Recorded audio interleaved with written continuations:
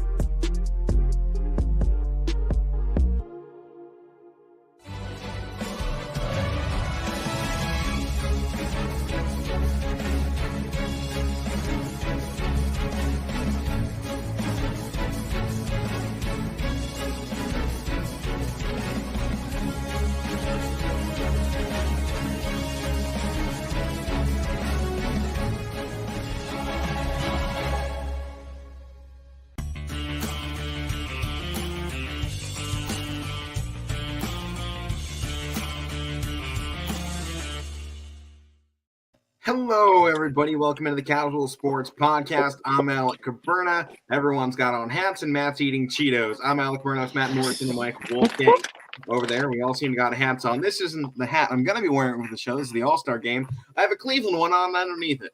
Well, actually, no. It's helmet time. Oh, there you go. Breaking it out. Welcome to Grit You, baby. Nice intro there. Way to go. I had, keep it up, keep it fresh, Showing off your collection. Yeah, here we go. Don't hit. Did you get a haircut too? Yeah. Maybe just throw my helmet at my fiance. Well, that's great. Yeah, that's wonderful. Well, welcome in here to the Casual Sports Podcast. It's Friday. We're a little loopy at this point, it seems, late here in the week.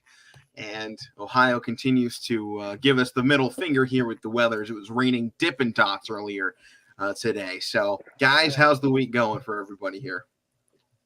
Good. Weather sucks. Messing with my allergies. Oh, I know. So, we're good. I'm just here. I don't care.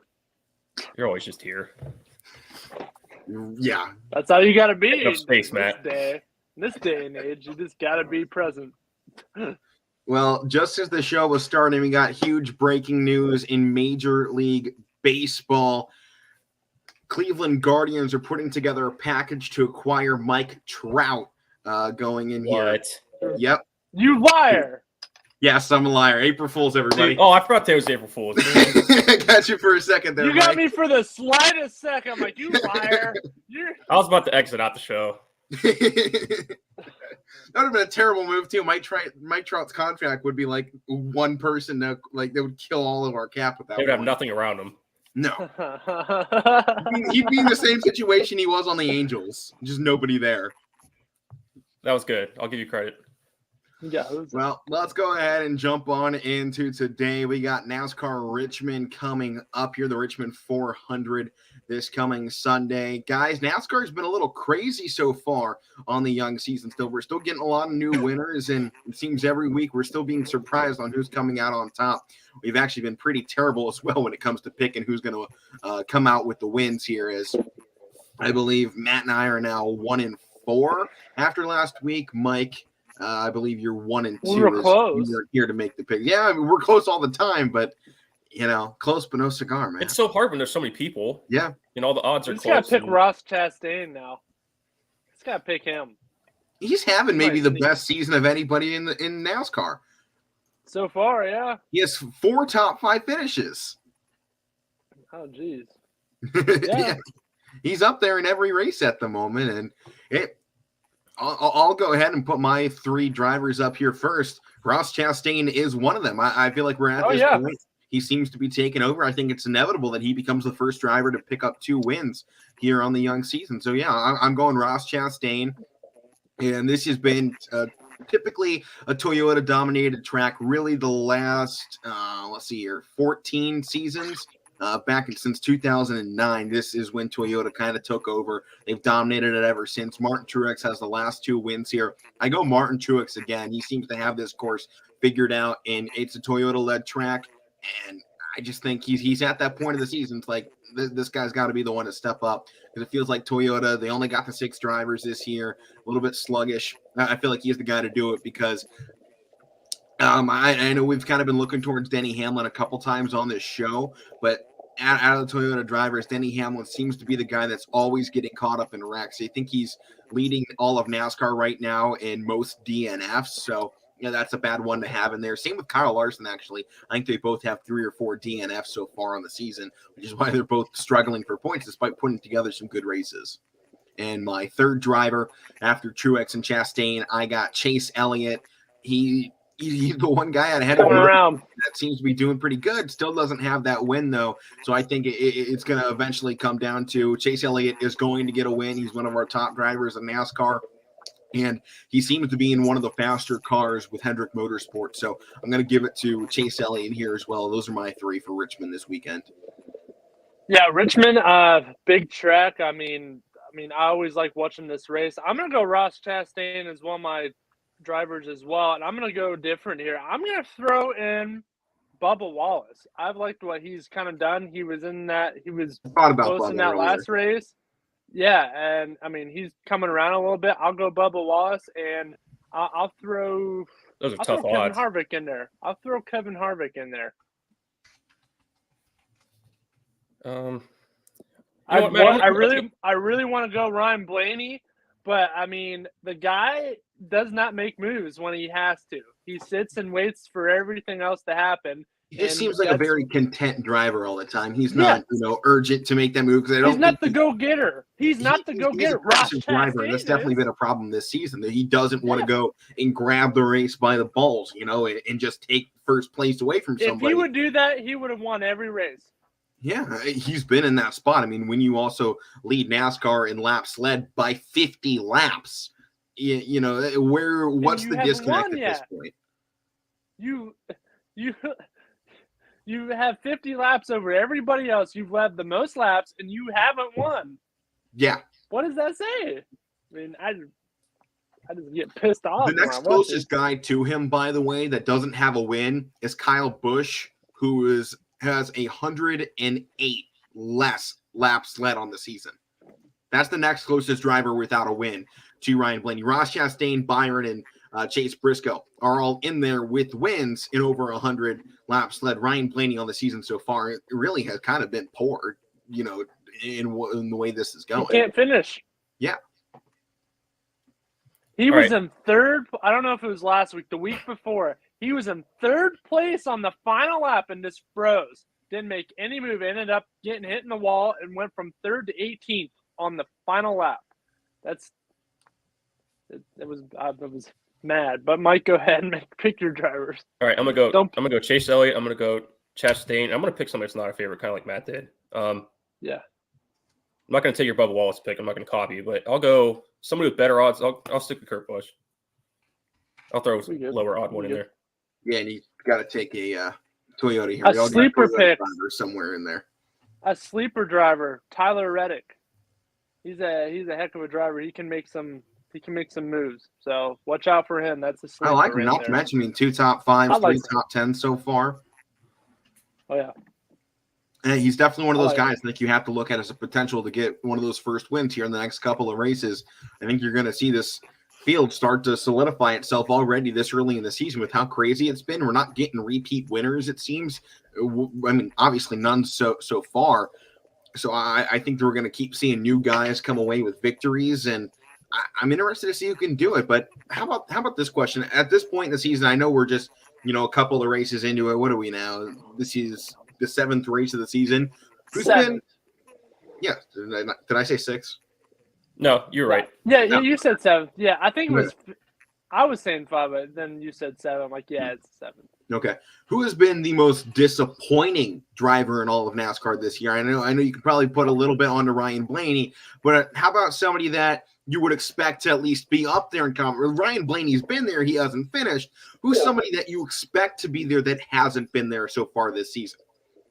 How about like a Joey Logano? Where has Joey Logano been? He has not been up there. I think at least I haven't seen any top 10s. Where's Brad Keselowski Well, been? Matt, at the same time, Joey Logano is also third in points, though. He's third in points. Okay. Yeah. What about Brad Keselowski? Keselowski was probably going to be my pick. He's down Yeah. with just 6 points on the season, just a single top 10 so far, and he's led 70 laps. So, I mean, he's up there in the higher standings, but he's 34th overall in points right now. So he has just 45 on the year. He's 163 points down from Chase Elliott, who sits in first place. To me, he's definitely that guy. You're like, what's going on here? And maybe right next to him, competing for that spot of most disappointing driver, it's Denny Hamlin, man. This guy hasn't finished in the top 10 so far, has led just 35 laps, has a stage win, but 3 DNFs so far. He's getting caught up in all of the worst situations, and when it's happening this often, it kind of seems like it's more than just a fluke that Denny Hamlin keeps going out of these races. I mean, when you've been crashed out of half the races so far in the season, I think you're at a point it's no longer a fluke that this is happening. There's clearly a problem with Denny Hamlin not being able to control these new cars. Yeah. Yeah, that is true. I mean, Joey Logano did win the Clash at the Coliseum, so I did kind of forget about that. But, I mean, that was the first race. He did win the Clash. But, I mean, yeah, Denny Hamlin, I mean, I picked him a couple of times, but, I mean, I don't know. I'm not seeing it. Another one, though, Chase Briscoe, another young driver to look out for. Briscoe and Ross Chastain. Yeah. Yeah, William Byron as well. He picked up the Atlanta win, so. Interesting to see who's going to take the next step into some of our older drivers' wheelhouse there. I mean, we got a couple that can. We got some tough. The next 4 races. The next 4 races are very competitive. You got Richmond, and then you go to Martinsville, and then Bristol. Bristol's one of the biggest ones, and then you got to go to Talladega.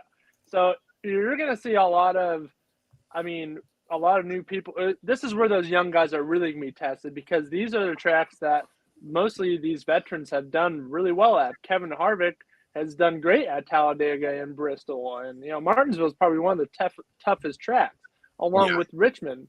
So, I mean, it's gonna be sweet to see these new guys, compete on these types of tracks, because I mean Talladega is 500 miles. Yeah. So one of our only super speedways as well for NASCAR. So yeah, that's definitely a big one. Matt, I would almost throw out though Kevin Harvick, though, maybe one of those disappointments so far in the season. Just 2 top 10s. Yeah, he's only led 12 laps. So that's the thing for Kevin Harvick. It's Kevin Harvick's on when he will go out and lead the entire race and win it. We haven't seen that out of him this year, and I think part of that is we haven't seen that out of Fords this year, that ability outside of Ryan Blaney to really do much on long runs. I mean, it seems to be Ryan Blaney, Chase Briscoe, and then the field trying to figure out how to work with these Ford cars. So maybe something to watch out for later in the season too, especially once you get down to championship time. You probably won't be counting a guy like Kevin Harvick as a potential champion this season. Yeah, but I mean, he always kind of starts out a little slow. So we'll just have to see. These are the tracks here where he should start getting warmed up. If we're going to see something from Kevin Harvick, it's going to be at these next 4 tracks. This is where we'll see something if we do. If we do see something, he's got something. Yeah, this is when you'll finally see that. Oh yeah. So it's gonna be sweet. What do you got after me? Oh wow! It just continues. There's a bunch of tough tracks after Talladega. They got to go to Dover and then Darlington. So I mean, it just continues. You got Texas in there too. So, and then Charlotte. So man, it's just gonna get tougher and tougher as the season goes on. Well, let's go ahead and jump out of NASCAR, get into March Madness, boys, down to the final 4 teams left in the nation. And our bracket standings goes as following. Mike, you are this year's Casual Sports Report champion. What? How did that happen? Because we all got screwed in the final couple standings, but you took it home. You finished with just 59 points to win it. I was in second place with 49, and Matt in last place with 45. So that is the bracket standings this season. And It was a wild one. We said this beginning of it. It was going to be the craziest March Madness we may have ever seen. And I think it lived up to the. Oh, yeah. Oh, yeah. It is. I mean, lives up to the hype. Cinderella run ever. You have UNC making a fantastic run. How about we had a 10 versus 11 game in, what was that, the Sweet 16? Then, we're down here into the Final Four, and you got Duke versus UNC. And not to mention Nova's made a fantastic run as well. Yeah, Nova versus Kansas. Man, that's going to be sweet. Matt, I'm on the bandwagon with anybody. I'm excited for that Duke Carolina game, but I'm just as excited for that Kansas Villanova game. Oh, yeah, I know. You've been on Villanova all year. You've been on Villanova all year. Like, none of us except you thought they were going to be here right now. So, I mean, yeah. Well, I didn't pick them to go this far, but no, but you've been on them all year. Out. Yeah. Yeah. And I mean, just added to, only one number seed left in this Final Four. All the other three lost. I mean, one of them lost early. I forget which one it was. Auburn, I think, lost early, right? Yeah. Auburn went down early. No, they were 2 seed, I think. Zaga went out. So Zaga's been gone.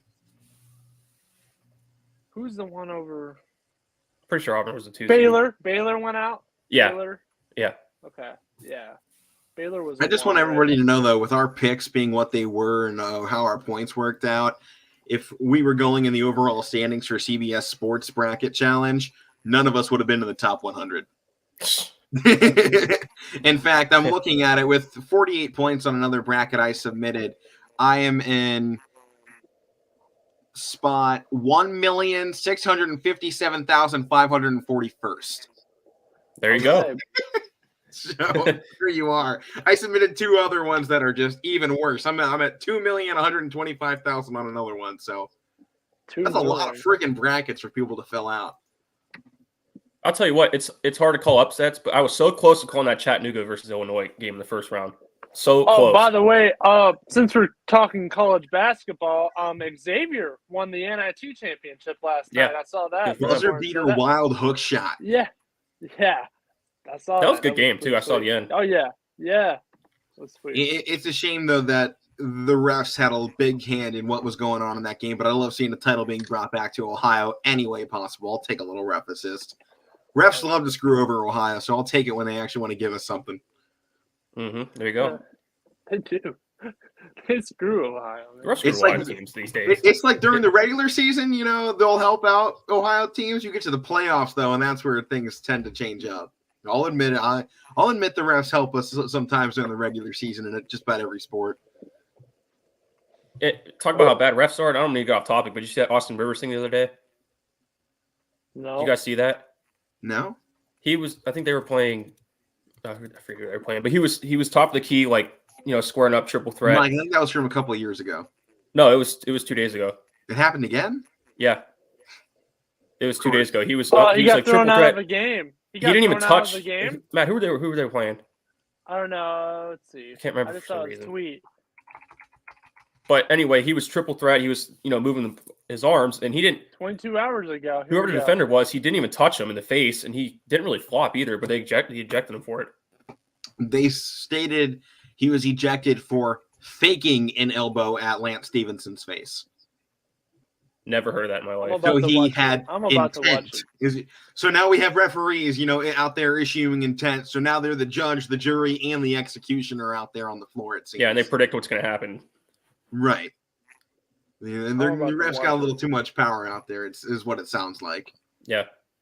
I saw that. That was pretty ridiculous. But let's get into some picks here for March Madness.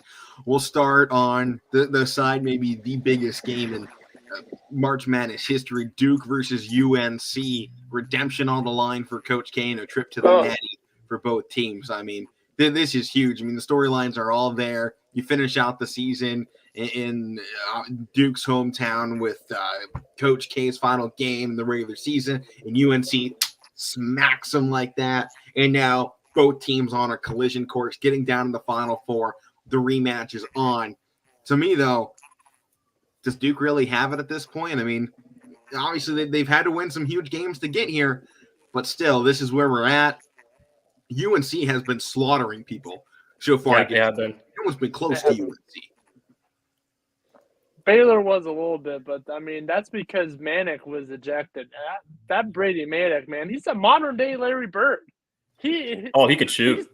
He could shoot. I think he did better than Larry Bird from when Larry was in college. Honestly, I think I saw a stat somewhere. Man, Brady Manick, that dude is something else. And then I mean, you have Davis. Was it J.C. Davis? I believe. I forget his name. Yeah, he's a heck of a player as well. And then I mean, you have Baycott. Baycott's a great player as well. I like him. Great rim protector. So I like this North Carolina team, but I like this Duke team too. And you know, they're pissed of what North Carolina did in that last game with Coach K. They came in and beat them at home. Now they get one final crack at them. They're ready. They're ready to take it. So I don't know. There you go. Yeah, right. Yeah, I'm not the only one saying it. That's from when he was at Oklahoma. Yeah, He looks just like him. Yeah, but there was a picture before he was like when he was at Oklahoma earlier. He had none of that. He looked completely different. Yeah, compared to what he is now. But I'm just gonna leave that up good for the whole show. Please don't. Hold on. You take it off. You can't even take it off. Well, I hit the wrong button. Okay, there we go. Got it off. I deleted it and expected it to go away, and it just stuck there. And I was like, we might just have Larry Bird and Brady Manick on. I would have been fine with that. It would have just been an overlay for the whole thing. But no, back to this one. Personally, at this point, with such a wild tournament, I'm taking UNC in this basketball game. No one's really been one-on-one against this team and been able to go the distance with them. I mean, ever since they took down UNC, took down Duke the end of the season, they've been playing with, unbridled rage. This is just amazing basketball we're seeing out of the Tar Heels. And I think that Carolina Blue gets a shot at the championship here. I like both teams here, so I like Duke and North Carolina. Some people would think I'm mad. Like, if there's diehard Duke fans and diehard North Carolina fans, I'm not one of them. I just like both teams. I mean, I like the state of North Carolina. So, I mean, I like those teams. But I don't know. North Carolina's on a hot streak, but so is Coach K – yeah, so is Duke. Is Coach K going to let that happen again? I don't think so. I got to go Duke. I don't think he's going to let that happen again. He was pretty mad what they did. On his day, they came in on his day and beat him. Now he's got a final shot at them to go to the championship. He doesn't have a final shot, Matt. Coach K ain't the one playing. No, but he's coaching. I mean, he's going to tell somebody to take that final shot. Okay. And the guy he's going to tell is going to be Paolo Banchero, projected top 5 pick in the NBA draft. Yeah. You know what, Matt? I'll try to help you out here. I'm going Duke. I'll help your Coach K argument here. You saw how mad he was after that Duke Carolina game in the season. I'm not discarding anything with Carolina. They've been a different team, especially in this tournament. But you can argue that Duke has been as well. I mean, you saw how mad he was after that game. They won a game in this tournament as an underdog. I think it was the one against Texas Tech, and they play tough teams on this path. Michigan State's a good team that they beat in the second round. Texas Tech after that. You guys can say anybody can say what they want about Arkansas. They're a good team too. Arkansas beat Gonzaga. So Duke ran all over them. Arkansas kept the number one team to how many points did they keep them to? It was probably the lowest they've scored all year. They kept them to a low scoring amount. Arkansas kept them at 68 points. 68 points. Like Zaga's been scoring in the 90s all year, I bet. So I mean, to keep them down there like that, and then get blown out by Duke, they got blown out though, didn't they? I think so. It was like 78 to 68. Oh, okay. That's not too bad. But still, I'm just pointing this out there. UNC has been spoiling Cinderella moments all season long. I mean, they took down Baylor in the second round, a team that was looking like it was a straight shot into the national championship game. They took down UCLA, a team that was trying to get back to the Final Four for the second straight year. Then they just shut the door on Cinderella's big dance in St. Peter's by 20 points. They spoiled the final game of the season for Coach K by beating him on his own floor by 13 points. This team is a spoiler maker. UNC is going to come in here and they are going to yet again put a stamp on Coach K's career. And that I can guarantee at this point, UNC is coming in hotter than any team, maybe in the history of college basketball into this point. Absolutely stomping on opponents. I mean, who else is coming out of the Elite Eight with a 20-point victory as an 8 seed? I know they were going up against a 15, but Cinderella still kicked the crap out of Kentucky. They beat Murray State and others on their way here. They beat Purdue, so clearly St. Peter's is a pretty good basketball team, and they still lost by 20 points to UNC. Duke, they've been put through the ringer here early. They haven't had a game that wasn't close since the first round against a 15-seed CSUF. Duke, I just down. I'm going to clip this and save it. See what happens. But you know what? That's the hard thing about these Final Four games. I'm going to. Every team's coming in. They won 4 in a row to get to this point. Whatever they did in their conference tournaments, they're hard to pick regardless. The other one's going to be hard to pick too. So you can say that. You say they're hot for every team, but I'm not usually into all these storybook ending stuff. But they do happen more than they don't happen. Go cold sooner or later. It happens more than it doesn't happen. Yeah.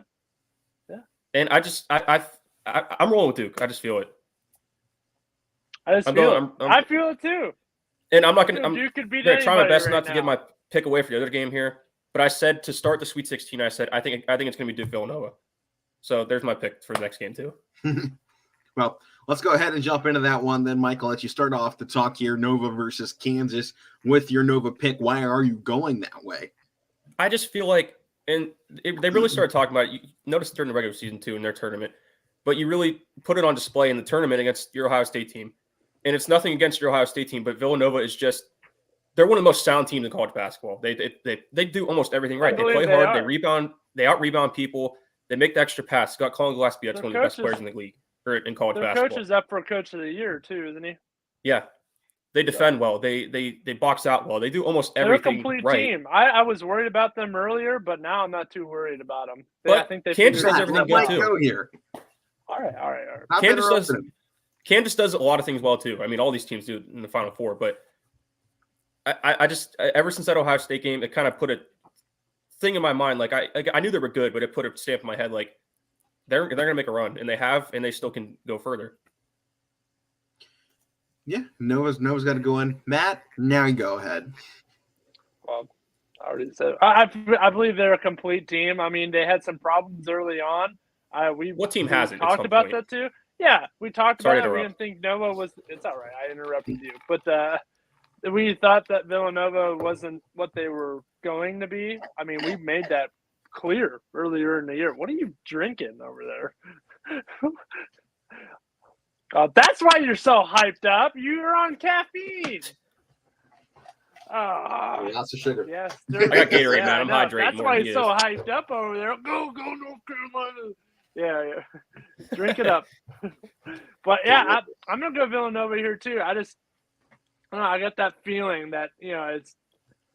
I don't know. Kansas is a great team. I bet you Alek will go with Kansas here. I mean, they're a heck of a team.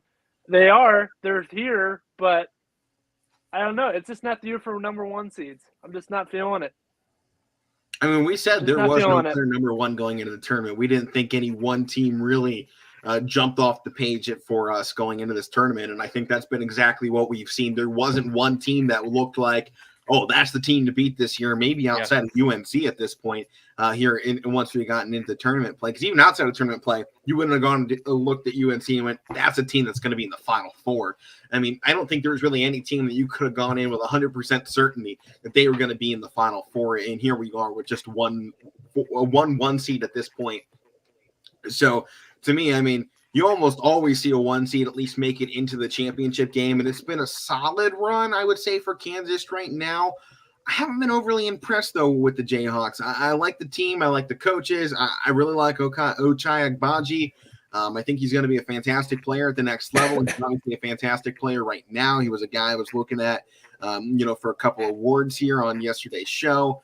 But Nova, Colin Gillespie, they got a guy of their own who's done some pretty fantastic work. Yeah, I had him as my third place finisher for the Bob Cousy Award, Point Guard of the Year. and you've seen it so far. As Mike was saying, Villanova's a do-it-all team. They can beat you when it's a low-scoring affair. They can beat you when it's a high-scoring affair. If this thing is coming down to the wire, they can beat you. They can pull away.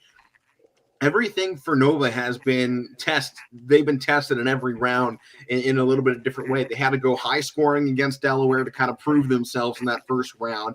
Then you go up against a tough defensive team in Ohio State. Both teams sucked at shooting to start out the game. That's why the score was what it was. Then you go into a super experienced Michigan team, and you get taken down to the final few minutes in that one. Then you go up against Houston, who was coming in really smoking hot at that point, going into the Elite Eight, and it's a low-scoring slugfest. It's bad. It's ugly to watch, and they still pulled it out. So this is not a one-trick pony Villanova team. And I was talking to somebody last night who has the last name of Shibwe, and he personally guaranteed me that Villanova was winning this game. So I'm taking. wow. I can't go against that. Oh yeah, go for him. Yeah. I would definitely say. I mean, I'm not saying that to be smart. I would if he said something like he knows, especially with that last name. I was personally guaranteed by a Shibwe that Nova was taking home this win. So that's sweet. And it wasn't Oscar. That's where I'm going on this one. So it wasn't we go Oscar across the board. I take UNC and Duke. National championship game won't be until Monday. Any final thoughts here in March Madness, guys? I'll just add your points what you're making about Villanova. That just adds to, how strong of a team they are, because even in that Ohio State game, Ohio State was making a run to come back. They didn't get rattled. They kept going. And a lot of teams against a team like Ohio State like that, it is talented. You can give a list of some teams that would have rattled and probably gave that game away. So that adds to how strong they are. Yeah, and Ohio State going to be losing E.J. Liddell and Jameer Wheeler to the NBA draft here. They've both declared. So Big Ten getting absolutely rocked right now with all the guys leaving after this season. It'll be a whole new Big Ten next year. Interested to see what happens and who's the next big star in the conference. Yes. Well, final half hour of the show. Let's get down into NBA awards. We're wrapping up the regular season here in the NBA, and feels like everyone's pretty much made their case so far on why they should be getting the awards that we're looking into here. So before we get into any specific awards, any thoughts you guys want to have on the NBA season thus far, and who's really jumped out to you going into this final stretch? I mean, this NBA season has been different, definitely. I mean, you have the Cavs with, at least a winning record without LeBron James. So that's definitely something different there. Miami's bouncing back. Boston's making a huge run. I mean, this is probably one of the most exciting NBA seasons that we have had. I mean, I thought last year was with that NBA Finals, but this year might just top that. And then on the West side, how about the Grizzlies? You didn't expect this at all. We all knew Ja Morant was great. We all know that, but that's not even the big story. They're great without him. So I don't know. Right, 2 losses without Ja Morant and like 18 wins. And you got Phoenix coming back like they're on a reign of terror right now. Like they are on a quest for a championship. And, you had Golden State in there as well. I mean, they're still going to be a playoff team. Hopefully they can get Curry back. I don't know. Was he out for the season? But you finally get Klay Thompson back, first time since they lost in that NBA Finals. And I truly believe if Klay Thompson did not go out, they would have beaten the Toronto Raptors. I truly believe that because I know everybody's saying, Steph is the best shooter in the NBA. I mean, Klay Thompson is right there as well. I bet you Thompson would be closer to that all-time three-point list if he wasn't out for the past couple of years. So he's Matt, definitely one of the premier shooters. To add to what you're saying, I mean, you could make this argument for every NBA season, but there's been storylines everywhere. You've had teams that, like the Lakers that were projected to win like 50, 60 games. Then you got teams like Memphis and the Cavs and the Raptors that weren't, projected to win 25, 30 games, and they're fighting for playing spots. Let me add in with you here on your point. Case in point, like 5 years ago, one of the 2 worst teams in the NBA were Memphis and Phoenix. And now here they are. Yeah. Like I know and that go back a little bit farther, and Golden State's in that conversation too. Golden State was there too. Yeah. Who were the Bucks? And everybody's saying, they got Chris Paul. I'm like, listen, Chris Paul's not the main key. I mean, he's an old point guard who can dish it out. He's still a heck of a player. He's leading the NBA in assists right now, Matt. He's at 10.7 assists per game, which leads the entire NBA. He's one of the don't keys go out here to trying to this discredit him. I'm not discrediting him whatsoever. I think he was the final piece to this team because they already had their players. You had DeAndre and you had Devin Booker. They just needed that guy. Cameron Johnson, he's who's made second them right better. now in the league in three-point percentage. Cam Johnson is absolutely unbelievable player. And then you've got Chris He's Paul in shooting there, who 45% from three-point range this season. Yeah. Well, Chris Paul needed. This team needed Chris Paul, and that's what they needed. That there was that final year, the first year. Remember the bubble? The Suns won every game in the bubble and still didn't make it. After that year, they're like, we need to go out here and we may need to make a run. We need one final piece. Who is that going to be? And they go out and get Chris Paul, who that same season took defeated Oklahoma City Thunder to the playoffs. He was the only key player on that team, and he still led them at his age. What a phenomenal player. And then you put him on a good team like the Suns, who had good players, who had a future at least, like Booker and Johnson, all those other guys. And it's complete. It is complete. Yep. Right there on it. Well, let's go ahead and jump on into it. We'll start off with that Memphis Grizzlies team when the most improved player of the year will go to Ja Morant. This feels like maybe one of the more obvious picks at this point. I mean, going from last season to this season, I mean, you've seen a huge jump so far from what he was already doing last year into this season. I think it's clear to see Ja Morant is a guy that is going to be here for years to come. Oh, man, I can't wait.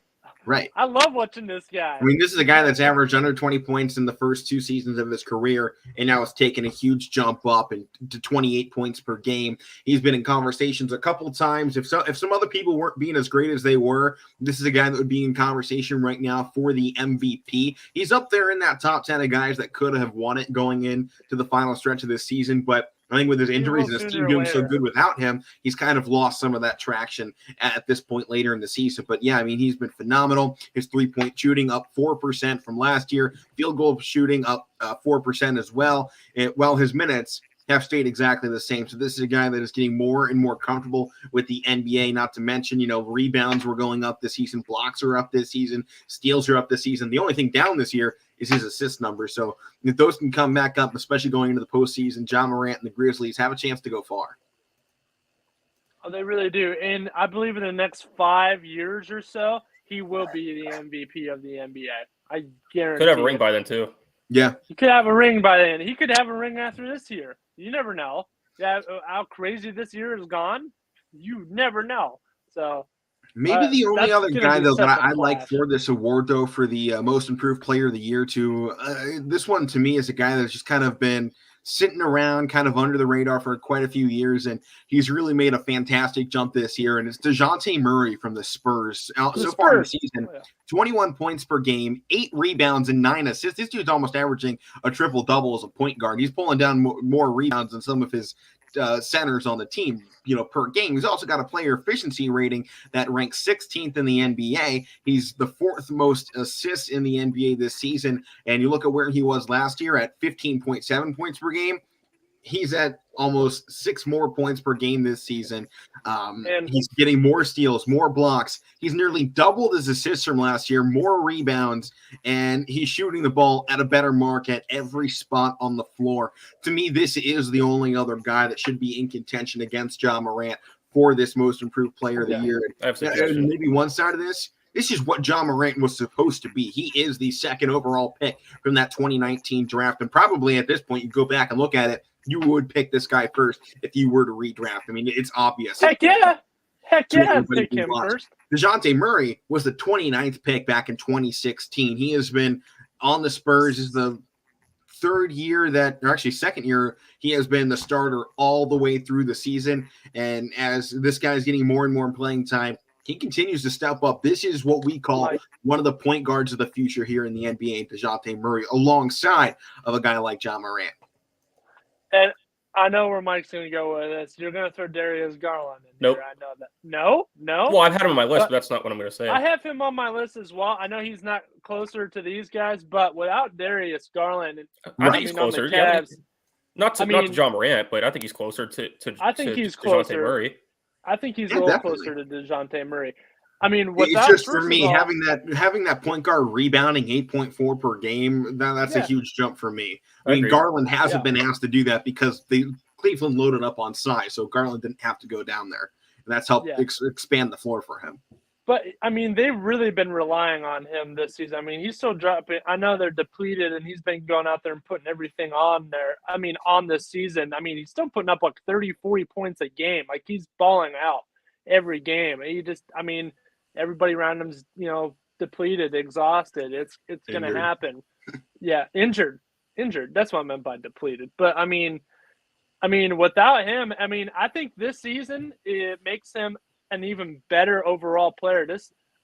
Imagine if we have this Darius Garland playing at this maximum, speed as he is with all the other guys. Just imagine him and Sexton going. We knew what that would have been, and we saw it early in the year. This is a team that was my goodness for the NBA. It's in the next couple of years. I mean, we're going to be here. I truly believe we're going to be here, and I think they're signing him for an extension, 5-6 years. I think that's coming up very soon. Well, Matt, I'm going to use your argument for somebody else, and I'm going to speed this up here. But the last guy I threw in that list, Tyrese Maxey, I'm going to make a case for him because he's really made Philly, like, he's really become the third guy with those two. Last year, he had a good rookie year last year, but he's really elevated his play this year, and that's the point of this award, is most improved.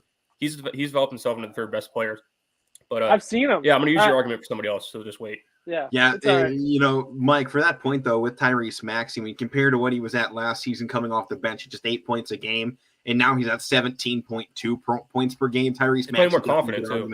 Another one, though, I pretend this is a huge award in my books with a lot of people up for it. Miles Bridges, first time they actually let this, or second time in his career, he's a starter. He got kicked off the starting squad last year, was after averaging 13 points back in the 2019 season. He averaged 12.7 coming off the bench. They put him back in the starting role, and here he is averaging 20.3 points per game now. He's my least favorite of the guys to win it, but it's still a strong case for him as well, depending on how these awards go. But this is a one. Yeah. Let's go into the defensive player of the year. It's going to Rudy Gobert. This guy, perennial defensive player of the year at this point, it seems. Until this guy stops locking down the league, it's going to be his to lose. I agree. Yeah, I definitely agree. I threw Draymond Green in there. He's been playing a little bit more stronger, but, Rudy Gobert is still, unbelievable. So, there's another team. I threw Marcus Smart top of mine. I like Smart as well. But there's another team, Utah Jazz, that's hoping to finally make a run. They've kind of always staled in the playoffs. I'm hoping to look for them to possibly get past a couple rounds. As a 5 seed right now, they're looking at a matchup against the Warriors in the first round. If the Warriors get back a healthy Steph Curry, I'm sorry, it's going to be another first round exit. Utah just feels like the Portland Trailblazers, right? It seems to be the same case. A fantastic season. They feel like the Cowboys of the NFL. Fantastic season, and they're up there. You look at them and go, that's a solid team. They got a great player in Rudy Gobert. They got Dak Prescott. And then they get to the playoffs and go, man, this is the team we brought to the playoffs. They have Donovan Mitchell, too. They have Donovan Mitchell. And Donovan Mitchell.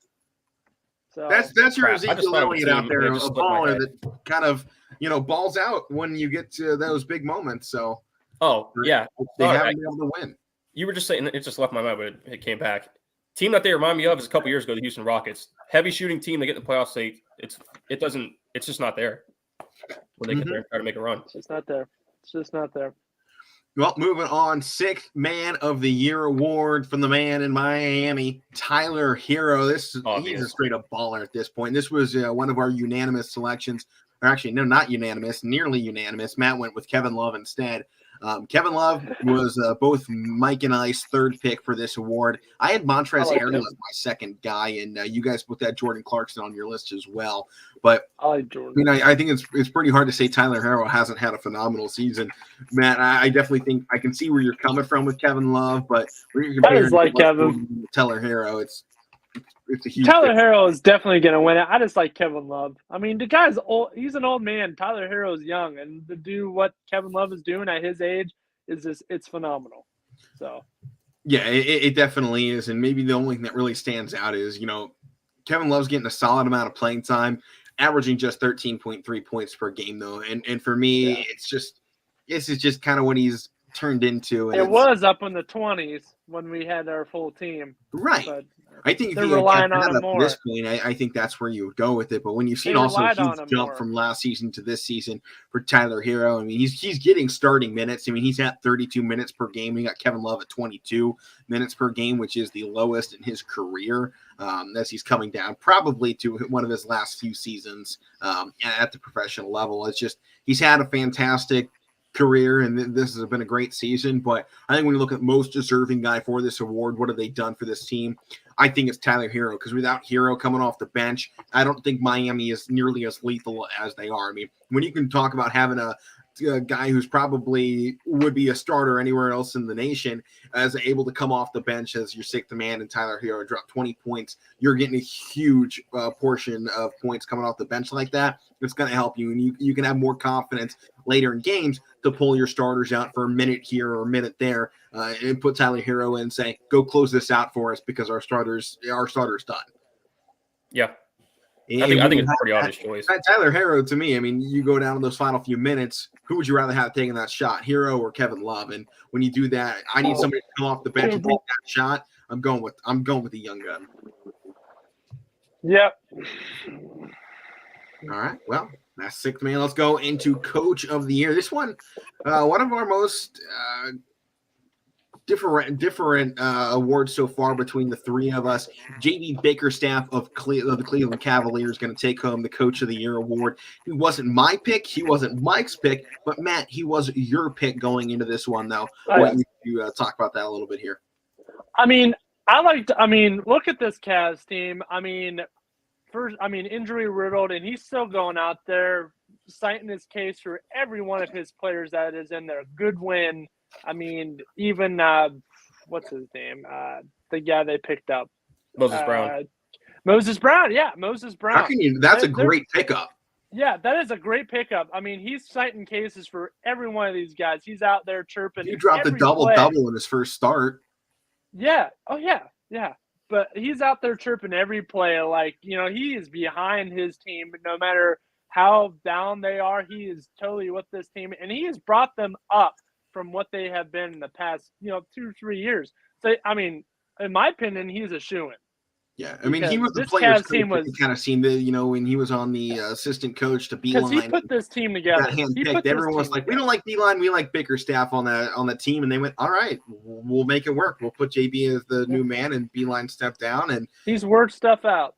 He is and everything is kind of falling into place. It just feels like for the first time we have a coach that wants to coach this team, because I feel like Cleveland for so many years has just had a coach that's just kind of sitting there on the bench, and they're not Cleveland made, They just don't feel like they belong. Even with Tyronn Lue, I mean, you brought in a superstar. He was a puppet for superstar players, and it was a guy, as you said, kind of a puppet. Let these superstars control the team and just kind of back off and be just the face of what's going on the sidelines. And now you got JB Bickerstaff, and it seems all he wants is to make this team a team. And I don't think that's something Cleveland has really had since maybe the 90s, because, I mean, LeBron's first stint, we had terrible coaching. Back with Wilkins. Coaching, terrible management. Everything was terrible outside of LeBron James in that first stretch. And then through all the coaching changes, then finally we get into Tyronn Lue, and things have started to solidify in Cleveland. I think JB Bickerstaff a good one for it. My pick, though, when you have a team that has been so awesome in the Suns this season and has completely worked this thing together and gotten to where they have this season, Monty Williams, to me, it's so hard to see when you've got a team that's 62 wins in total and just 6 losses on the road, maybe the most important thing to me in my eyes. That's a shoo-in for Coach of the Year in my book. I would have Monty Williams taking this thing when this team has been so awesome. I mean, you're winning over 80% of your games. It's hard to see any other coach doing that. I know they got a great team down there, but behind every great team is an even better head coach. I mean, in college basketball, we talk, it's the coaches. Then you get to the NBA, and you kind of just forget about the coaches on a lot of teams. Monty Williams deserves a lot of credit. One, for kind of sticking with this team for a while and putting them together. He's been there. This was a slow rebuild for Phoenix. I mean, you got Devin Booker, 6-7 years ago, I think it was. He's been there for, it feels like forever at this point, because, he was drafted back in 2015 as the 13th pick, and this team has continued just to slow build, slow. And yeah, you get to this point, it feels it's a great consolation prize at this point. But I know they want that gold from last year. I know they were the top in last season, but when you just he won it last year too. Right, he was coach of the year last year. Yeah. I can see him going back to back with how great this team was. My other one and actually all of our other ones was Billy Donovan out of Chicago too. Billy Donovan. You know, they loaded up in the offseason, Brian, and gave Billy Donovan the reins, and he has really took off with that team. I don't disagree with any of these guys you're throwing out, but I think, to me, one of the more obvious choices is Taylor Jenkins from Memphis. What they've done, I mean, what they were expected to do a little bit last year. They got in the playoffs. They challenged, I think they played Utah in the first round. But they took off extra this year. I think they have 50-something wins right now, 52 maybe. They were only an 8 seed last year, too. Yeah, and they've taken off, and they're a real threat this year. So I got to go with him. And what that team does when John Morant's out. You mentioned the 2 losses out of like 20-something games that he's missed. I mean, that's big. How many other coaches can work without their superstar and still find ways to win? I mean, you're seeing it with the guy we gave it to in JB Biggerstaff. It's not happening. His stars are gone, and he can't find a way to win with the team he has. And obviously, it's more than just one guy out for Cleveland, but it's been the whole year too. I think Taylor Jenkins is a great pick there as well. Yeah. And maybe one of the most hotly disputed awards so far this year is the Rookie of the Year. There's been a lot of talk back and forth about who should get this. Obviously, Detroit's loving their boy in Cade Cunningham. Toronto's loving their guy in Scotty Barnes. Us Clevelanders are loving our boy in Evan Mobley. He has been absolutely on fire this season. Josh Giddey has been great as well. And there's been a lot of talk back and forth. It feels like it's going to come down to Mobley, Barnes, and Cunningham at this point. And I think, honestly, out of any of those guys, they're all well-deserving. They each have their own case of why they should get that award. But all our opinions, we got some hometown bias going into this a little bit, but there are numbers to back this up. This isn't just, we're Clevelanders, we're giving Cleveland awards. Evan Mobley has earned this award so far this season. Well, you know what? I'll say this. It's not biased because I could have gave the Cavs a couple different awards, but I chose not to because other guys are more deserving. But me and this one, Evan Mobley's deserving. I love what Scotty Barnes done and what Toronto's done, but look at the last 3 games that they've done with Evan Mobley out. They're a completely different team. They can't. They have no size down low. It just shows how important he is to this team. And Scotty Barnes is important to Toronto, but what Evan Mobley's done all year, what he did at the All-Star break, those big moments, and I know those don't matter as much in this stuff, but to me, he's been, through. I think team success has to factor into this a little bit, and that's the one thing going against Cade Cunningham. They're the second worst team in the NBA. Yep. So how much of a difference are you really making in your lottery when you're going to be a top 5 in the lottery? They have 13 wins over teams above 500, though. But Cleveland and Toronto's even playoff teams. I know, but Detroit's going to be a team in the next couple of years, and they're going to get another lottery pick too. I mean, they're going to bring in at the moment, at least expected to bring in Paolo Banchero out of the draft, depending on how that all works out. But I mean, they're going to bring in another guy to work alongside Cade Cunningham, who's supposed to be your future guy. If Cade Cunningham was that superstar that they want him to be, obviously, give him a couple years to see how things work out. John Moran didn't really kick off until his 3rd year. Garland had to wait a couple of years to see what he could really do. So, you got to wait a little bit. But that immediate jump is second worst in the league. I think you got to factor that into Rookie of the Year a little bit. Mobley is a difference maker for Cleveland. He is that final piece of their puzzle, and I think that's got to play a huge part into it. Oh yeah. But let's go down to our final award here, the MVP. This one, I think it's an interesting one this year. I think there's really a short list of who could get this, probably 4 or 5 guys. Ours is going to go to Nikola Jokic out of the Denver Nuggets. This guy is he's a beast, man. There's nothing about Nikola Jokic you can really say bad about him. He's just one of those guys. He shows up, gets the job done. You don't ever hear any chatter out of this guy. He just comes up and plays. Right. It's business every time for Jokic. You don't hear this guy in the news. He right now first in the NBA in player efficiency rating, 9th in points, 2nd in rebounds, and 6th in assists. He's a do-it-all guy. And not to mention, when everyone goes to talk about, Tom Brady being that 6th round pick in the NFL and, greatest late round pick of all time, Nikola Jokic is right there. This is a 2nd round pick from 2014, and he's been in the MVP conversation these last couple of years now. Yeah, he's built himself back up. But personally, the reason why I didn't have him winning this is because where the Nuggets are right now. And I know they have injuries too. I'll give them credit for that.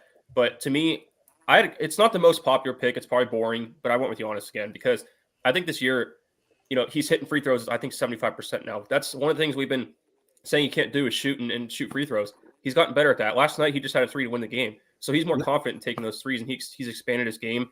And right now, there's really not much he can't do. Right. The only problem right now for him coming down the stretch when he got this 10th award is he's injured, and we don't really know at the moment for how long he might be out. So that's the only downside for him. And obviously 30 points per game, second in the NBA in that category, 5th in rebounding, tied for 22nd in assists. And he's second right behind Jokic in that player efficiency rating. They're about neck and neck. And when you just look at these two players, I mean, to me, I'd be perfectly fine whichever one of these guys wins it. I mean, get a little bit better defense on the side of Giannis, but there's something about just Nikola Jokic. He's a game manager, and everything about him just works out perfectly.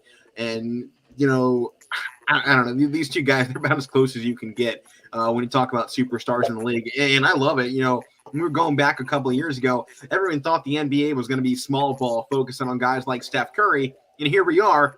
The two best players in the league are 6'10" and over. They're both 6'11", 240 plus pounds. We were going into a league that is, it's going to be small ball again. There's going to be the next Michael Jordan. Somebody short is going to do everything. And instead we're going, no, we're keeping this thing big. We're keeping it here. It's still dominated by the dudes that can put their elbows in the rim and make you smell their armpits. That's what the NBA has always been. If you can put the ball in the hoop and make someone hurt on the way to do it, you're going to be great in the NBA. And that's really what we've seen so far. Yeah. Well, that'll do it here for the NBA awards. Let's finish this week off as we always do. Highlights of the week. Matt, how about we'll start with you down on that end? Highlight of the week? Yeah. I don't know. How about just making it through this week? It's been kind of a rough week. The semester's coming down to the end, about a month left, so I'm just happy I make it through this week. And that might be my highlight of the week for the next 4 weeks until I Are you really making it through? Heck yeah. All right, Mike, what's your highlight of the week? It's kind of related to Matt's. I'll go being back on the show this week for multiple days. Yep. All right, my highlight of the week, high school baseball back in action. A lot of weather, a lot of crappy weather, canceled a bunch of games, but I got to go see some phenomenal baseball players these last 2 days. Games canceled again tonight, but thanks to it raining, Dippin' Dots all day. So that was fantastic. But seeing some baseball yesterday, I had an awesome game. It was 10-1 going into the 5th inning. It looked like Cardinal Mooney was going to pull away, and then the relief pitchers come in and absolutely ruin the day for Cardinal Mooney, bringing in, they allowed 6 runs in the 5th inning, I think it was, and made this a 12-9 ball game. Springfield almost came back to win it before Zach Herb stepped up on the mound and able to pull out the save in the final inning. So baseball is back, and that's going to be my highlight of the week this week. Yep, and Major League Baseball is less than a week away on the baseball track. Love it. Oh, yeah. Well, this leaves one thing left for the week, and we will do it in style. This week's Weekend of the Week. All right, so I'm going different here. I'm going the training. What is it? The training stat or the physical training? The physical trainers. Yeah. For the Cleveland Cavaliers.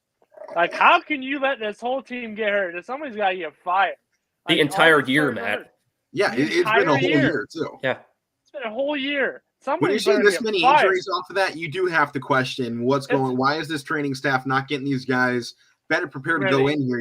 This is a physical league. You can't just throw somebody out there and expect them to play 82 games and be perfectly fine. We're at a point. It's like, how is everybody seemingly getting injured on every play? I mean, just the other day, we had Lamar Stevens and Laurie Markkinen get injured in one game, and they had to continue playing because we didn't have anybody else, and their injuries were considered minor enough to allow them to stay in the game. When you have this many injuries, it's pretty bad. It is stupid. And the people we've acquired have gotten injured. First of all, Rajon Rondo has been hurt ever since we've got him, and you can even go back when we had Ricky Rubio. Levert was hurt when we first got him. Yeah. Jared Allen's gone. Evan Mobley's gone. Our top players are gone, and then the team's suffering because of it. Yeah. Honorable mention, though, goes to Mother Nature this week. She has been quite the beast to start out the spring season. Yeah. Yesterday was 65 degrees. Today it was snowing. Matt, it was 65 degrees, but then it dropped down to 50 degrees with 20-mile-an-hour winds while I was calling a baseball game. It was freezing cold. So yeah, day, and then, of course, it was raining snow today. So, but that is going to do it here for the Casual Sports Podcast. I'm Alek, Koberna, Matt Morrison, Mike Wolfgang. We'll see you all next week in the National Championship on Monday. Power Hour coming up next on YSNlive.com. We'll see you all next week.